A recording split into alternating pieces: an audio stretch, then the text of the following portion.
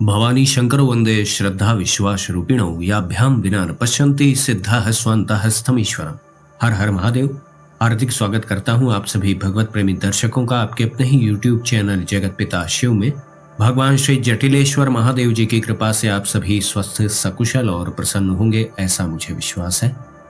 येषां जन्म सहस्रेषु तेषां भक्तिर्भवेत् शिवे अक्षय परमो धर्मो भक्ति लेशेन जायते। अर्थात ये जीव जन सहस्त्रों जन्म धारण कर लेते हैं, तब कहीं जाकर भगवान शिव जी के चरणों में भक्ति उत्पन्न होती है।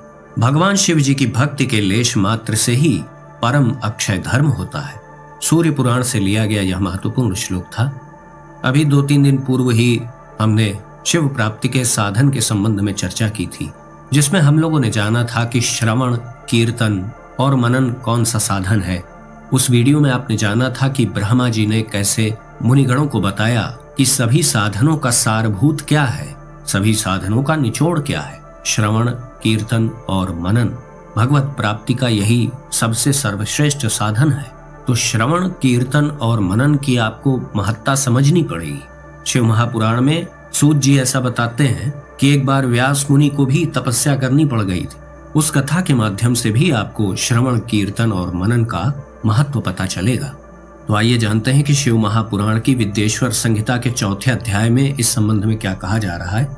सूत जी मुनिगणों से कहते हैं, अस्मिन् साधन माहात्म्ये पुरावृत्तम मुनीश्वराः युष्मदर्थं प्रवक्ष्यामि श्रुध्वं वधानतः। पुरा मम गुरुर्व्यासः पराशर मुनेः सुतः तपश्चार संभ्रांतः सरस्वत्यास्तटे शुभे। सूत जी ने कहा, हे मुनीश्वरों, इस साधन का महात्म्य बताने के प्रसंग में मैं आप लोगों के लिए एक प्राचीन वृत्तांत का वर्णन करूंगा, उसे ध्यान देकर आप लोग सुने। पूर्व काल में पराशर मुनि के पुत्र और मेरे गुरु, सूत जी के गुरु कौन थे? ऋषि व्यास जी। तो पूर्व काल में पराशर मुनि के पुत्र मेरे गुरु व्यास देव जी सरस्वती नदी के सुंदर तट पर तपस्या कर रहे थे। गच्छन् यदृच्छया तत्र विमाने नारकरोचिखा सनत कुमारो भगवान ददर्श मम देशिकम। एक दिन सूर्य तुल्य तेजस्वी विमान से यात्रा करते हुए भगवान सनत कुमार जी अकस्मात वहां आ पहुंचे। उन्होंने मेरे गुरुदेव को वहां देखा। मतलब ब्रह्मा जी के पुत्र सनत कुमार जी वहां पर पहुंच गए जहां पर व्यास जी तपस्या कर रहे थे। तो सनत कुमार जी ने वहां पर व्यास जी को देखा। ध्यानारूढ़ प्रबुद्धौ सौ ददर्श तमजात्मजम प्रणिपत्याः संभ्रान्तः परम कौतूहलं मुनिः दत्त्वार्घमस्मै प्रददौ देवयोग्यं च विष्टरं प्रसन्नः प्राह तं प्रभवं प्रभुर्गंभीरया गिरा। अर्थात ऋषि व्यास जी ध्यान में मग्न थे। जागने पर उन्होंने ब्रह्मा जी के पुत्र सनत कुमार जी को अपने सामने उपस्थित देखा। वे बड़े वेग से उठे और उनके चरणों में प्रणाम करके मुनि ने उन्हें अर्घ्य प्रदान करके देवताओं के बैठने योग्य आसन भी अर्पित किया। तब प्रसन्न हुए भगवान सनत कुमार जी विनीत भाव से खड़े हुए व्यास जी से गंभीर वाणी में कहने लगे, सत्यम वस्तु मुने दध्याः साक्षात्करण गोचरः स शिवोऽथ सहायोत्र तपश्चरसि किंकृते। ब्रह्मा जी के पुत्र सनत कुमार जी ने कहा, हे मुने, आप सत्य सनातन भगवान शंकर जी का हृदय से ध्यान कीजिए, तब वे शिव जी प्रत्यक्ष होकर आपकी सहायता करेंगे। आप क्यों यहाँ पर तपस्या कर रहे हैं? मतलब सनत कुमार जी को आश्चर्य हो रहा था कि व्यास मुनि को भला क्या आवश्यकता पड़ गई तपस्या करने की।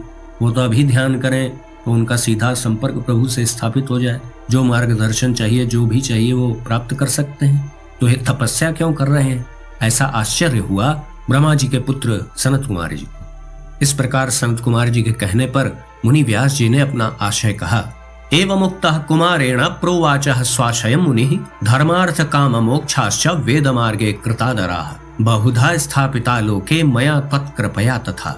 इस प्रकार सनत कुमार जी के कहने पर मुनि व्यास जी ने अपना आशय कहा, मैंने आपकी कृपा से वेद सम्मत धर्म, अर्थ, काम और मोक्ष की कथा को मानव समाज में अनेक प्रकार से प्रदर्शित किया है। व्यास जी मतलब कहते हैं सनत कुमार जी से कि आप ही तो मेरे गुरु हैं।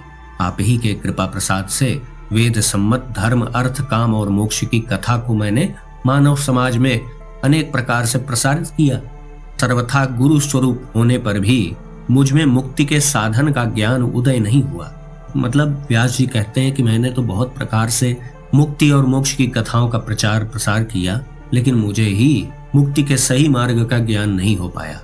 तो आगे व्यास जी कहते हैं, मुझ में मुक्ति के साधन ज्ञान का उदय नहीं हुआ, यह आश्चर्य ही है। मुक्ति का साधन न जानने के कारण उसके लिए मैं तपस्या कर रहा हूँ। इस प्रकार जब व्यास मुनि ने भगवान सनत कुमार जी से प्रार्थना की, तब वे समर्थ सनत कुमार जी मुक्ति का निश्चित कारण बताने लगे। सनत कुमार जी ने कहा, श्रवणम कीर्तनम शंभोर मननम च महत्तरम त्रयम साधन मुक्तम च विद्यते वेद सम्मतम। अर्थात भगवान शंकर जी का श्रवण, कीर्तन और मनन, ये तीनों महत्तर साधन कहे गए हैं। श्रवण से श्रेष्ठ कीर्तन, कीर्तन से श्रेष्ठ मनन, और मनन तो सर्वश्रेष्ठ साधन है, उससे श्रेष्ठ साधन तो कोई है ही नहीं संसार में। ये तीनों ही वेद सम्मत हैं। आगे सनत कुमार जी कहते हैं, पुरा हमत संभ्रांतो ह्यन्न साधन संभ्रमा अचले मंदरे शैले तपश्चरणमाचरम। अर्थात सनत कुमार जी कहते हैं, पूर्व काल में मैं दूसरे दूसरे प्रकार के साधनों के संभ्रम में पड़कर घूमता घामता मंदराचल पर्वत पर जा पहुंचा और वहां पर तपस्या करने लगा। शिवाज्ञया ततः प्राप्तो भगवान नंदिकेश्वरः समय दयालुर भगवान सर्वसाक्षी गणेश्वरः उवाच मह्यं सस्नेहं मुक्ति साधन मुक्तमं श्रवणम कीर्तनम शंभोर मननम वेद सम्मतम। इसके बाद महेश्वर शिव जी की आज्ञा से भगवान नंदिकेश्वर वहां पर आए। उनकी मुझ पर बड़ी दया थी, वो मेरे प्रति बड़े दयालु थे। वे सबके साक्षी तथा शिवगणों के स्वामी भगवान नंदिकेश्वर नंदी जी मुझे स्नेह पूर्वक मुक्ति का उत्तम साधन बताते हुए बोले, भगवान शंकर जी का श्रवण, कीर्तन और मनन, ये तीनों साधन वेद सम्मत है और मुक्ति के साक्षात कारण है। त्रिकम च साधनम मुक्ते शिवेन मम भाषितम श्रवणादि त्रिकम ब्रह्मन कुरुष्वेति मुहुर्मुहु। अर्थात नंदी जी आगे कहते हैं, यह बात स्वयं भगवान शिव जी ने मुझसे कही है, अतः हे ब्राह्मण, आप श्रवणादि तीनों साधनों का बार बार अनुष्ठान करें। तो इस प्रकार से सनत कुमार जी ने व्यास जी से कहा कि नंदी जी ने मुझे बताया है कि श्रवण, कीर्तन और मनन ही महादेव जी की प्राप्ति का सर्वश्रेष्ठ साधन है। और नंदी जी ने यह भी कहा था कि यह बात उनसे स्वयं भगवान शिव जी ने कही है।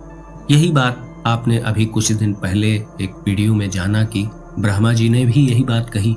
यही बात यहाँ पर सूत जी भी मुनिगणों से बता रहे हैं। श्रवण, कीर्तन और मनन यही सर्वश्रेष्ठ साधन है, सभी साधनों का सार है। एवं उक्त्वा ततो व्यासम सानुगो विधिनंदनः जगाम स्वं विमानेन पदम परम शोभनम एवं मुक्तम समासेन पूर्व वृत्तांतमुत्तमम्। अर्थात व्यास जी से बार बार ऐसा कहकर अनुगामियों के सहित ब्रह्मा जी के पुत्र सनत कुमार जी अपने विमान से परम सुंदर ब्रह्मधाम को चले गए। इस प्रकार पूर्व काल के इस उत्तम वृत्तांत का मैंने आपको संक्षेप में वर्णन किया, ऐसा सूत जी मुनिगणों से कहते हैं। तो आपने इस वृत्तांत में जाना कि श्रवण, मनन और कीर्तन यह कितना महत्वपूर्ण साधन है और यह सभी साधनों का सार भी कहा गया है। इसके ठीक पहले वाला जो वीडियो है जिसमें आपने श्रवण, कीर्तन और मनन का महत्व जाना था, वह भी इसी अध्याय का ही विषय था। उसके आगे यह एक कथा वृत्तांत व्यास मुनि जी और सनत कुमार जी का दिया गया है। तो आप समझ लें कि उसके बाद का ही ये वृत्तांत है जो इस वीडियो में मैंने आज बताया है। तो इस प्रकार से सूत जी मुनिगणों की जिज्ञासा को शांत करते हैं। वो बताते हैं कि परम साधन क्या है, साध्य कौन है, साधक कौन है। इसके बाद मुनिगणों को कुछ और भी जिज्ञासा होती है। श्रवणादित्रयम सूतम मुक्त्युपायस्त्वयेरितः श्रवणादित्रिके शक्तः किम कृत्वा मुच्यते जनः अयत्नेनैव मुक्तिः स्यात् कर्मणा केन हेतुना। अर्थात ऋषिगणों ने कहा, हे सूत जी, आपने श्रवण आदि तीनों साधनों को मुक्ति का उपाय बताया है। जो मनुष्य श्रवण आदि तीनों साधनों में असमर्थ हो, मतलब जो श्रवण, कीर्तन, मनन आदि न कर पाए, वह इन साधनों में असमर्थ हो, तो वह किस उपाय का अवलंबन करके मुक्त हो सकता है और किस साधनभूत कर्म के द्वारा बिना यत्न के ही मोक्ष मिल सकता है। सूत जी ने इसका उत्तर दिया, श्रवणादित्रिके शक्तो लिंगम वेरम च शांकरम संस्थाप नित्यम अभ्यर्च्य तरेत संसार सागरम। अर्थात सूत जी ने कहा, हे शौनक आदि ऋषिगणों, जो श्रवण, कीर्तन और मनन इन तीनों साधनों के अनुष्ठान में समर्थ न हो, वह भगवान शंकर जी के लिंग एवं मूर्ति की स्थापना करके नित्य उसकी पूजा करके संसार सागर से पार हो सकता है। तो अंत में सूत जी ने यही बताया। अब इसमें महत्वपूर्ण बात यह हमें समझनी चाहिए कि श्रवण, कीर्तन और मनन यह तो बहुत ही व्यक्तिगत साधन है, इनका बाह्य जगत से कोई लेना देना भी नहीं है। कीर्तन का अर्थ यह नहीं है कि आप बहुत जोर जोर से आप कीर्तन करने लगे। कीर्तन से यहाँ पर यह तात्पर्य है कि आप भगवत चर्चा भी करते हैं तो वो कीर्तन की ही श्रेणी में आता है। आपने जो श्रवण किया उसको आपने ग्रहण किया और आप उसी की चर्चा कर रहे हैं तो वो भी भगवत चर्चा जो आप कर रहे हैं वह भी उसी की श्रेणी में आता है। और मौन होकर के जो आपने सुना है उसका चिंतन मनन कर रहे हैं तो वो मनन की श्रेणी में है। तो सूत जी का यहाँ पर आप इशारा समझे कि जो कोई अब श्रवण कीर्तन और मनन जैसे निःशुल्क साधन को भी नहीं करना चाह रहा है, सर्वसुलभ साधन को नहीं करना चाह रहा है, तो फिर क्या उसके पास विकल्प बचा?